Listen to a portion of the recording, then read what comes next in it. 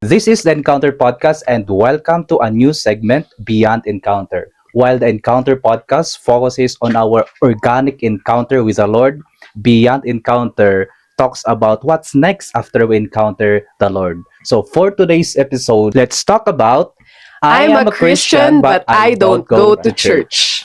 Parang nakikita, naririnig natin to most of the time na sinasabi ng mga Christians. And is it really important to go to church or to be a part of a church community? Yeah, kasi maraming tao guys that nagsesettle na lang sila sa pagiging isang Kristiyano. So I think it's nice to define what the church is first. Yeah, yung church kasi, 'di ba? The Bible defines yung church, of course, in Greek word, yung word na ecclesia, meaning an assembly or called out ones. So yung church is the people or God calling the people unto Him. And so, ibig sabihin, yung church is not a building.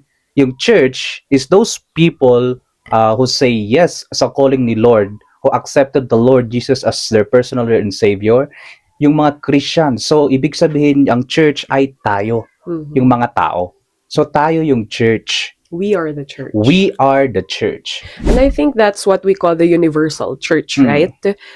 Yeah. The body of Christ. Yes. What about being a part of a local church community? Yes. So, yung church, two types of church nga na sinasabi natin that the universal church is everyone here on earth who accepted the Lord Jesus Christ. And of course, local church, ito naman yung kung saan nagmi-meet yung mga believers every Sundays sa kani-kanilang lugar. So, yun na nagkakaroon ng mga denominations or group of churches na nailalagay. So, yun yung local church every Sunday na nagmi-meet tayo. Okay, I think that's clear. But let's now go to ano ba yung reasons? Why do Christians find it hard to go to a local church or to be a part of a church community? So, I think hypocrisy. Yeah. Leaders who Yeah. are Naka-experience sila ng hypocrisy sa church na kung saan yung mga leaders nga natin is that very prideful. And ang taas ng tingin nila sa sarili nila, that they don't care about other people. I think mostly na mga naririnig ko is when they don't see the leaders doing what they are teaching. They don't walk the talk. Yeah. Yan yung malaking bagay kasi of course as a church, 'di ba, we are observant as well. So the leaders whatever they are preaching and teaching, yun din dapat yung ipinamumuhay nila. But nagkakaroon din kasi ng of course yung misconception nga regarding about leaders because they thought that leaders are somewhat sila na yung sila na yung parang nawo-worship, naglo-glorify because of the facade na pinapakita nila that they don't really show who they are. And I think marami kasing leaders, sadly, there are many church leaders who give such high standards that people cannot attain. Yeah. Which we can actually picture na parang ito yung mga sinasabi ni Jesus Christ sa Bible na Pharisees and Sadducees.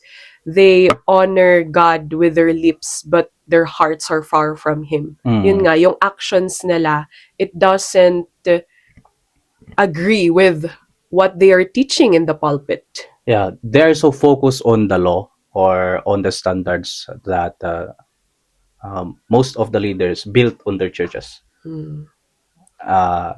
Tinake din nila yung mga law at the same time dinagdagan din nila para they are in control sa kanilang local churches that the members of the church can't attain because of the high standard. That's why pagka merong members na hindi naka-attain yun, parang they will judge that person. Either hindi pa hindi siya totoong save, o marami bang problema sa'yo, bakit ka ganito, ganyan, mga ganyan. Yeah. Kaya mabigat siya, which is so contradicting to what Jesus has said in the Bible na His yoke is easy. Yeah. And His burden is light.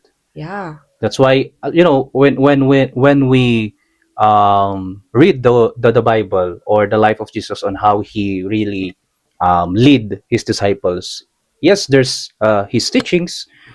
Meron din naman yung standards, laws, but at the same time, he's more gracious, Mm. loving, diba? Understanding, because he is after the soul of that person Yeah. na masasave, rather than, arguing with the disciples or, proving his point.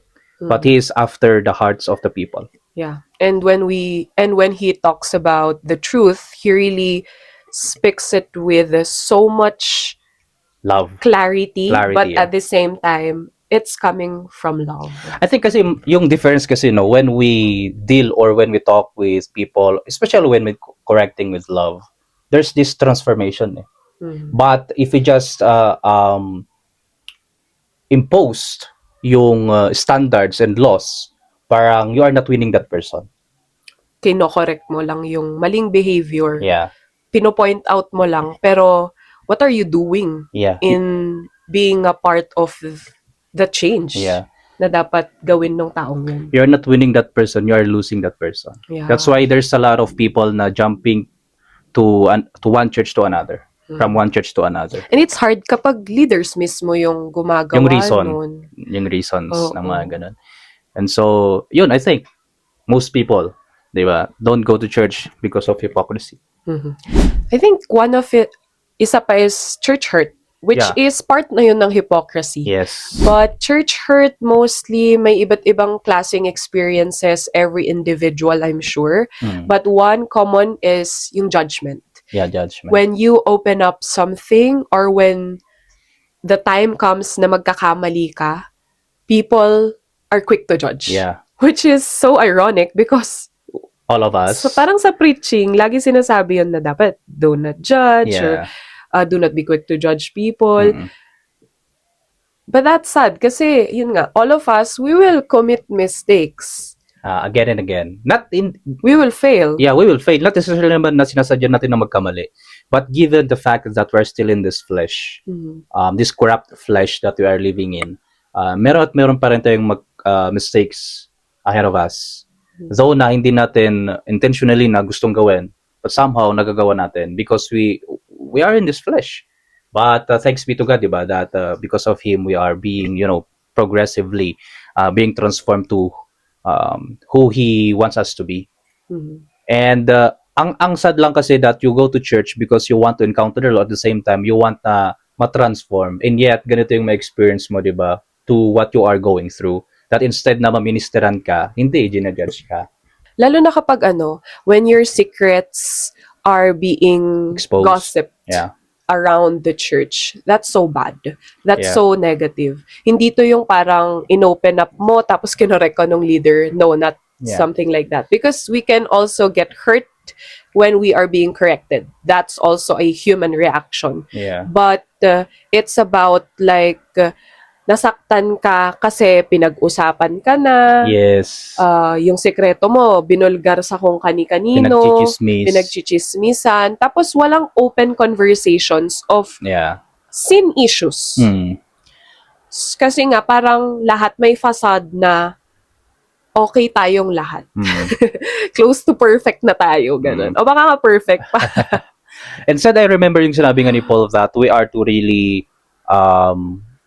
share or open up our sin to one another and pray Mhm. for one another. We are to open our sin to one another, but at the same time, we are to pray about it. Na as a church, ang part natin is to really encourage that person to be his or her support system, na mas mabago siya or ma-transform siya para somehow, 'di ba, yung love ni Lord, yun yung naipapakita natin. Either yung being judged. Kasi yun nga, we are all sinners eh. The bottom line is we are all sinners. Hindi naman tayo parang perfect ako or mas okay ako, mas better ako kasi ito lang yung kasalanan ko, mas maliit. No. Either maliit or malaki nga. The bottom line is we are all sinners. Diba? Yep. And we all need the grace and the love of God and the forgiveness of God. Yeah. Sana yun yung maiparamdam natin sa mga tao instead of, nagkamali ka. Yeah. And by the way, guys, if have you ever experienced yung church hurt then sa personal niyo? And if you do, you can comment down below yung experience niyo at the same time, hindi lang para ma-share yung experience niyo, pero how did you overcome or how did you face it? Diba? Para mas mapag-usapan din natin sa comment section. Yup. I'm sure marami kayong kwento. I mean, that's so sad na Yeah. maraming kwentong ganon. But if you have those stories, comment it down below. Lastly, I think we can also say na it's lack of trust. Yeah. One reason kaya nahihirapan yung mga tao to go to church Yeah. or to be a part of a local church community because they have these questions na pera-pera lang naman yan eh. Oo. Kukuhanan lang tayo ng pera tapos gagamitin lang sa pangsarili nilang Kapakanan. Especially pag hindi nila nakikita na walang progress yung church. yeah. Walang ginagawa yung church. Especially in today's generation that churches are becoming, corrupt from one place to another. Oh. Bali-balita na kasi ng mga ganun. But at the same time, there's hindi naman lahat eh. Mm. Yeah. And it's not depende rin kasi yung kung paano mag-manage yung leader eh. 'Di ba? And on paano nila in-establish yung church na 'yon. So I think you can spot this if this church doesn't show kung saan napupunta. Yeah. They're not transparent enough to say na, or to, at least you can see sana na socially responsible ba sila? Do they give help kapag may mga tragedy na nangyayari sa community nyo? Yeah. Especially if when it comes to money matters nga, that if those finances are really going to those people that are in need, of course, and the missions ng church, as long as the money is being used to advance God's kingdom, kasi yun naman yung pinaka-point nun eh, di ba? And of course, to support the ministry or whatever the church is doing para mas ma-advance yung kingdom ni Lord. Hindi yung parang whatever the money na, meron yung church is binubulsa lang ng leaders na walang ginagawa talaga. Oo. So yun talaga, lack of trust. Kaya yung churches ngayon ay natitaintan. Diba? Nagiging negative na siya sa mga tao because, yun nga, ang daming nangyayari, issues, corruption, mga gano'n. Although later we will see how we can spot healthy church, Yes. a healthy church, but maybe let's talk about muna what are the signs nga that will indicate that a church is unhealthy. Yung church hindi unhealthy, Hindi unhealthy. unhealthy, well, not aligned with the teachings and mission of Jesus. So ito na yung mga bagay-bagay na kung saan they just create, their own teachings, laws, standards. They're not aligning it with the teachings of the Lord. Because as a Christian church, if we really say that we accept the Lord Jesus Christ, Him as our Lord and Savior, our teachings should really rely on His teachings. Because His teachings is so much that's what we need as a church. Now, nilay down na niya eh. Whatever we will talk about this church, it must be aligned to what Jesus is saying sa word niya. So, it will indicate na unhealthy siya kung hindi niya finofokusan yung mission ni Jesus Christ and yung teachings ng gospel, which is leading us to righteous living, and it should command us to share the gospel. Yeah. If you are not being commanded to share the gospel, that's a no-no. Yeah, because yun yung very essence kung bakit pumunta rin si Jesus dito. His mission. And so His mission is our mission. As a church, it's our mission. Of course, very pure and very vocal si Jesus dito eh. He came to save and to seek that which was lost. And for us, this is our mission as well. And when He commissioned His disciples sa latter part, diba, sa Matthew 28:18 to 20, where it says that go and make disciples. Yep. So that's the very central point ng ating church, that we are to uphold the mission of Jesus. Kaya pagka hindi natin nakikita yun yung sa isang church na pinapasukan natin, It's already an indication that it's unhealthy. it's unhealthy. Next is, I think, focuses on prosperity gospel. Yes. Ang daming ganito. Kaya nagkakaroon ng corruption, mga ganun. Yayaman ka dito, pagka ginawa mo to. In short, yung teaching palaging ang focus is para pasayahin ka lang, i-comfort ka, ano pa? Bigyan ka ng marangyang buhay. At the Yun same ang time, focus. parang may mga ganito kasi na parang exempted ka sa mga sakuna, di ba? Yung mga whatever uh, cases maybe, yung mga sakit, mga ganyan. If you do this, if you pay this, if you give this, Oo. di ba? And yun yung very dangerous guys kasi hindi naman yun yung church na established ni Jesus eh. Mm-mm. Diba? Yes, comfort, prosperity are part of it, but it's not the main focus of the church. Abundance is promised, but it's not always about finances. Yeah. Because if we really obey and do the mission of the Lord, it's actually really sacrificing everything that we have Mm. in order for us to please the Lord, not Yeah. other people.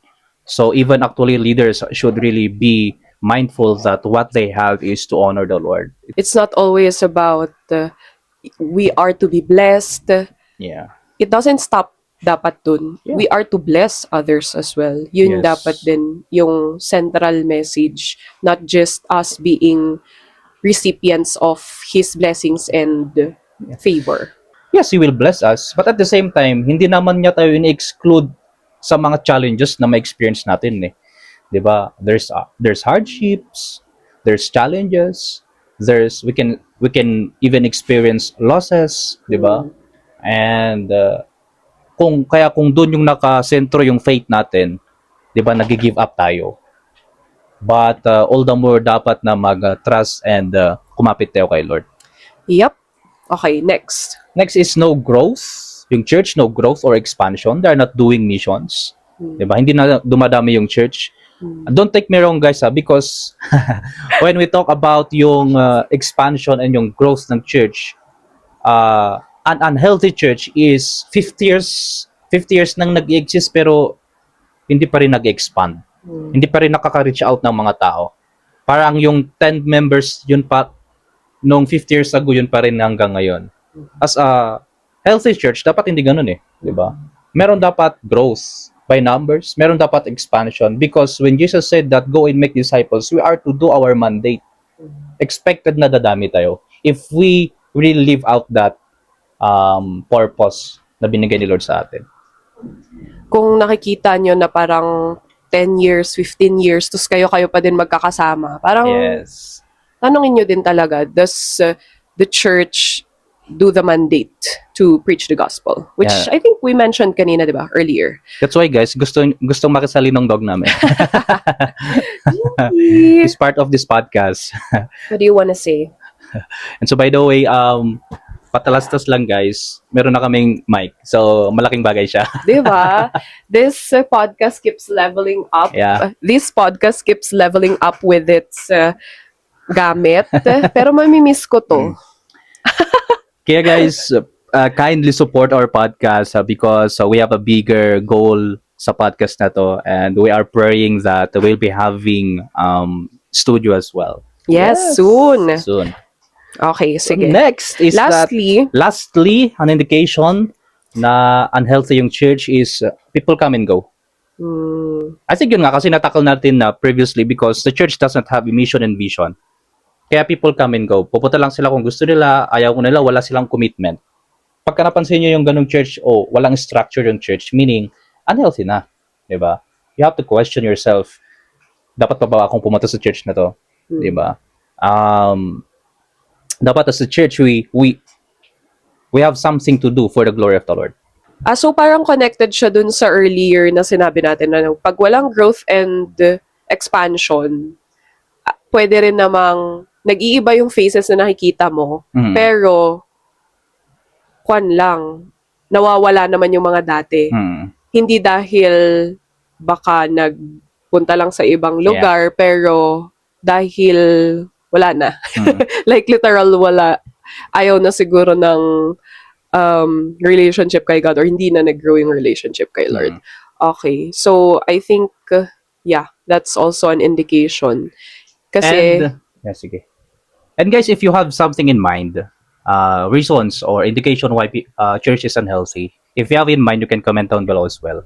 although, no church is perfect. We have to put it that way.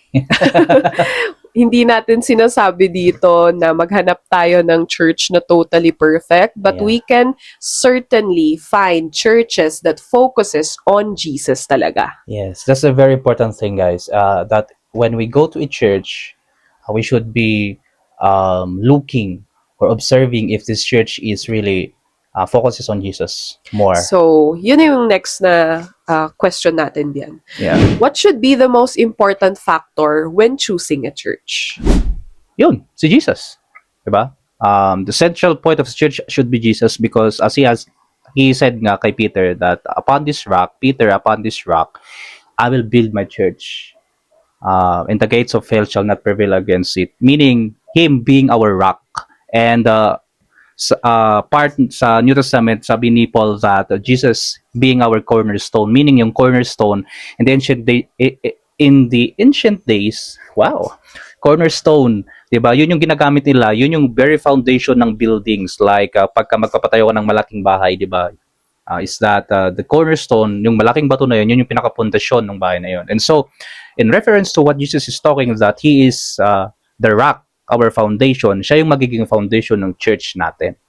So, if you go to a church, dapat si Jesus yung pinaka-pundasyon ng church na yun. It's not about the pastor. Yep. It's not about the leaders. It's not about the members. But Jesus being our head, and we are all His body. Mhm. So, we, as His body, we are all His servants. Regardless of what is our position in the church. Jesus is the head. So, siya yung focus dapat. That's nice. Mm. I think wala na akong ma-add. Yeah. You've said it all. And it's just really clear, dapat, na si Jesus ang center. Lord and Savior. Yeah. Salvation is through Him alone. Yan. Kaya masasagot din yung ano natin kanina that even if the church is not perfect, dahil alam naman natin that being tayong mga tao ay ang dami rin nating mga pagkukulang. Our character don't agree together. May mga Natawa ako dun. bakit? Tawa naman. Yeah. Yung mga ideas natin, yung mga gusto natin gawin, hindi rin sila minsan, 'di ba, nagkakaroon ng arguments, 'di ba, discussion, and yet may mga churches na nagtathrive pa rin because they settle on the most important thing. It is the Lord.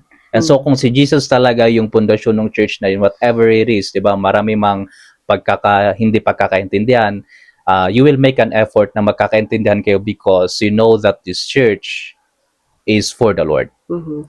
At makakakita tayo ng iba't ibang churches na iba rin yung focus nila on how they do it. Yeah. But what matters nga is basta Jesus-centered siya. Yeah. Okay, so I think isa is, we have mentioned this a lot of times na kanina, which is the mission. Mm-mm. The church, a healthy church should do the mission, should share the gospel, should command its people to disciple. Yeah. To disciple. Kasi yun eh. Ayun naman yung pinaka reason din kung bakit nabuo yung church eh. Yeah, and we cannot Yeah, sige.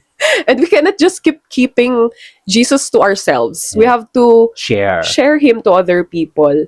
The goal is not just for us to feel good and to experience all of this goodness, all of God's goodness and greatness. We are to share it to other people. And actually, Jesus is expecting us to do more greater than Him. When He said that as the Father sent me, so am I sending you. And greater than this shall you do. Mhm. Because He will go to the Father and He will give us the Spirit, His Spirit, the Holy Spirit that will empower us to do the things or to do the work of the Lord. Mhm. We are ambassadors. Ambassador Is that of the Lord. how you call it?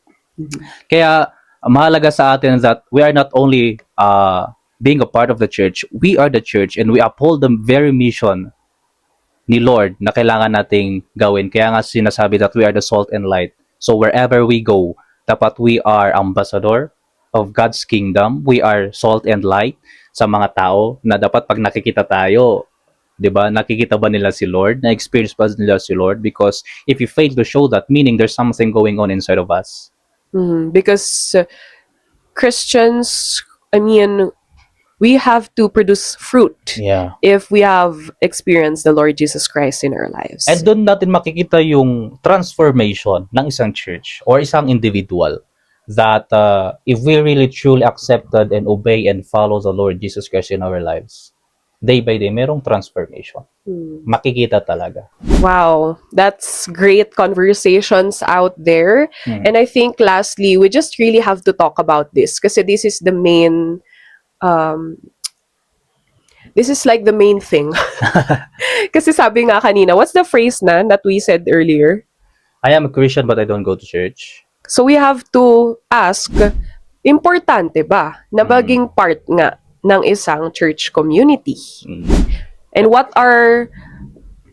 is like the benefit of being a part of it? Yeah, but part of a church. To answer the first question, of course, yes. For me, being a part of a church is really important. To be a part of a church. And as we defined or as we established already that we are the church, we are to gather together, to fellowship to one another. Doon nangyayari yung benefit na magkakaroon tayo ng fellowship, Yeah. diba? Magkakaroon tayo ng worship, worship upon the Lord, to the Lord, I mean, and friendship, even friendship. Diba? We can meet people na same values as we have because we have the Lord, diba? How about you? I think it's important to be surrounded with your co-Christians. Although, hindi rin naman para mamuhay na kayo-kayo lang. Yes. Pero, what we repeatedly do will shape us. If the people we surround ourselves with are more of influencing us in worldly things, sooner or later, we Magiging might ano na. forget God and just be like that as well. Yeah. But if we are surrounded with people who loves the Lord, who wants to grow a relationship with Him, then it will help us sa journey din natin in knowing Christ more. Yeah. And another thing that I really see na maganda in being part of a church community is same as that, support system. Yeah, support system.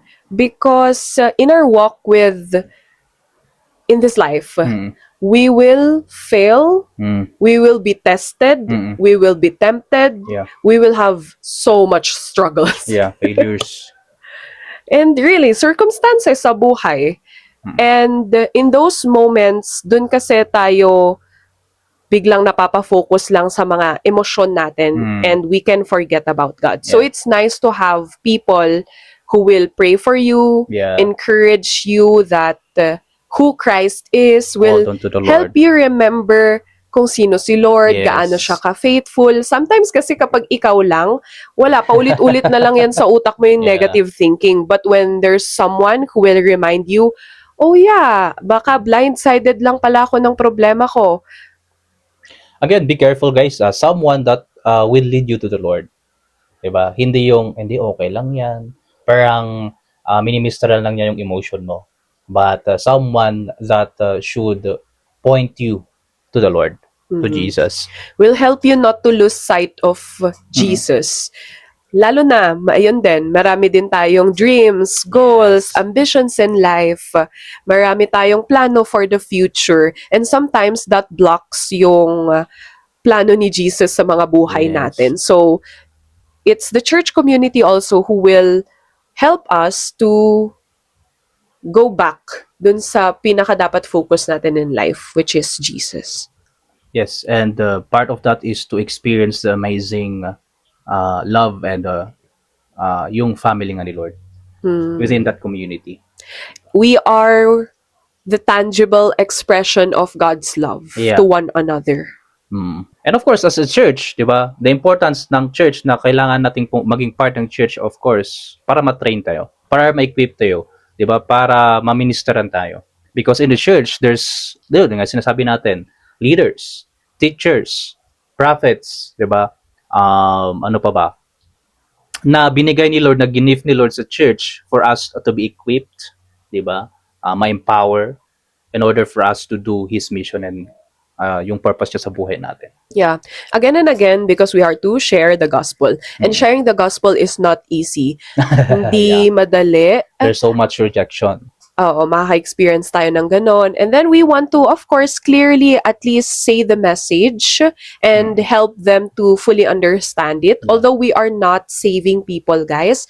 Pero we want to be excellent in what we do. Because God calls us to be excellent people as well. Yeah. So, training, equipping is also founded in the church community nga, para makita natin yung mga leaders na gini-gift sa atin ni Lord to help us to know how to share your testimony, how to preach, how to lead a small group, ano pa ba?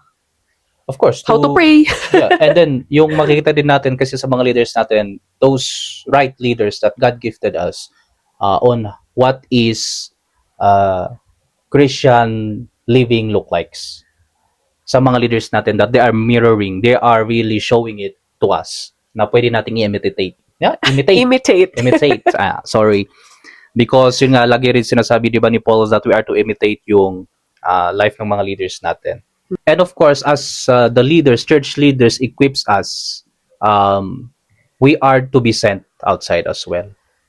I think, yun ang pinaka-goal. Yeah, yun yung pinaka-goal kasi talaga ng church because yun nga rin nung mandate ni Jesus for him to come again the second time is for everyone to hear the gospel. Mm-hmm. So sabi nga ni Lord, sabi ni Jesus, paano may masasave at may makakarinig kung wala mang maisisend. Yeah. And look out sa field, ready na yung mga harvest, the people that are really waiting for the gospel, for the love of Jesus.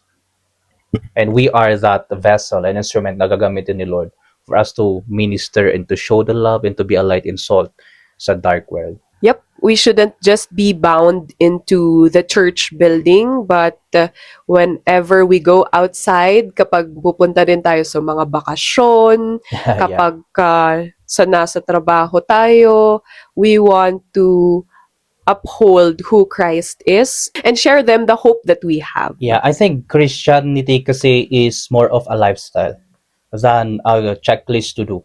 A lifestyle meaning that's who we are, that's our identity, that's why wherever we are, wherever we go, it's an opportunity for us to be a light and salt to other people. Okay. I think last question na lang. How did it help you personally being a part of a church community? Sa akin kasi, personally, before, I only kinoconsider ko lang yung church namin because I've been a part ng church na family church. Diba? Where, of course, nag-grow kami doon and yun yung mga kalakaran, standards, and ways and like this. And so, okay lang ako na attendee lang. Nag-attend lang ako because I thought that going to church already saved me. Or I am already a Christian. That's my perspective back then. But when I hear the gospel, when I was in college, doon ko na intindihan yung gospel na it's actually believing and trusting in the finished work of the Lord Jesus Christ for me on the cross. Him offering the forgiveness na kailangan ko for my sins.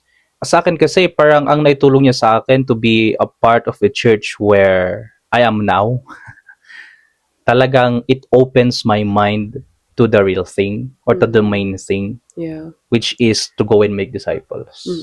It's not about, though standards and laws are good, but they are not the defining factor of a church, which is actually yun nga yung to go and make disciples. Mas nag-grow niya yung, totoo yun guys, yung wisdom, the way you think, the way you live out your life, the way you talk to other people, communicate to other people, relate to other people, it changes me. Because somehow, ako rin, I know that I am a prideful person. Hypocrite person. But, once a hypocrite. Oh yeah. Once a hypocrite. But when I realized that yun nga, yung pinaka-focus talaga ng church, which is the Lord, na-humble ako. Diba? And I began to really walk with the Lord. Nagkaroon ako ng deep and personal relationship with Him. Yeah. I think we have our own share of church hurt, but also at the same time, yun nga, how church has helped us. Doon na lang tayo sa how is the church helping us. Yeah, helping us. I think ito yung hindi ko maalala kanina, but it's about natutulungan ka din ng church community na hindi ka maging kulto. Yeah.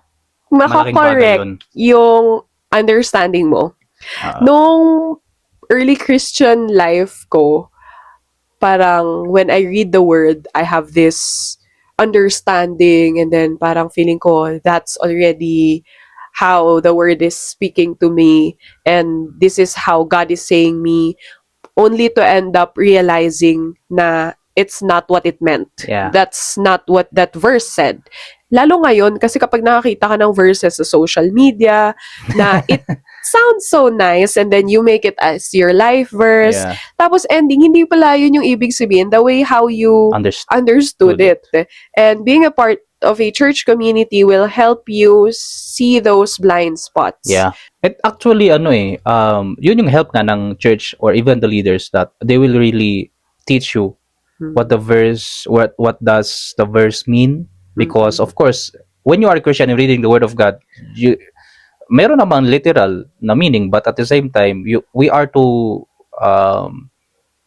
study yung context, how it was being said, diba? Those things sa Bible, those details sa Bible. Kasi pagka kumuha lang tayo ng verse and then, kumbaga malungkot ka ngayon, kumuha ka lang ng gusto mong Bible verse doon na para lang ma-feel good ka. That's not how it is. So yeah, again, we're just saying here that the church is not the main focus na being a part of a church community. First and foremost, dapat yung relationship muna natin kay Jesus. And by the way, guys, I just want to point out that just because the church is big doesn't mean that's the right church. Oh, babalikan nyo lang yung mga sinabi namin ulit kanina. Unhealthy, bakit sila madami? Is it because may charity they are doing doon? the right thing or not? Kasi may mga iba ngayon na they are focused on, uy, ang dami nila, ang ganda naman, nakaka-attract. I want to be part of that. Without realizing what they are really doing. Diba? Magandang tignan, but yun nga, talagang tignan natin, diba? I-observe natin, are they doing what Jesus is telling them to do? And so that's for our topic na being a Christian, mahalaga pa rin na maging part ng church because we are the church, of course. And regardless of your season right now, maybe you are at your season where you're experiencing yung hurt nga galing sa church or hypocrisy ng church or whatever it is, just really humble and open yourself up unto the Lord, so that the Lord will lead you to the right church na gusto niyang ikakabilangan mo. And for you to grow on that church, because we all people, meron din namang designated churches na para sa atin that God calls us to be part of. Local church, and so wherever you are right now, we just have to really focus ourselves unto the Lord and ask Him to guide us, to lead us to the right people, right church that we will be part of. And so guys, if you have any suggestion or clarification or want to share about our topic, you can comment down below. We will read all those comments at the same time para mapag-usapan din nga natin. And if you have something in mind na gusto niyo pag-usapan natin sa podcast natin Beyond Encounter, pwede rin yung i-comment dyan para makita namin. Malay ninyo, yun yung topic na mapag-usapan natin sa mga susunod nating episode. And so this is Beyond Encounter, and see you on the next video. Bye!